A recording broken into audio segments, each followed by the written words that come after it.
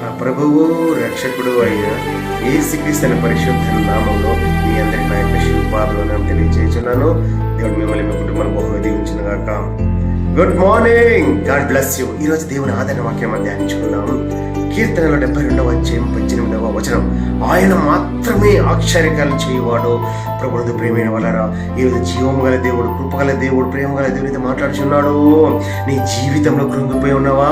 అద్భుతాలు ఆశ్చర్యకాలు చూడలేనని నలిగిపోతున్నావా? భయపడకము. నువ్వు దేవుని నమ్మక మాత్రమే ఉంచము.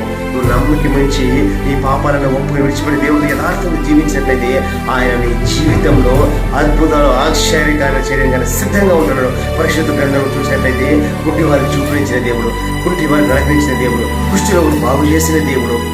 అలాంటి దేవుడు నీ జీవితంలో అద్భుతాలు చేసి సిద్ధంగా ఉంటున్నాడు కనుక ఆయన మాత్రమే ఆశ్చర్య చేయగలదు. ఆయన ఎవరంటే నేను ప్రకటిస్తున్న యేసు. Praise the lord.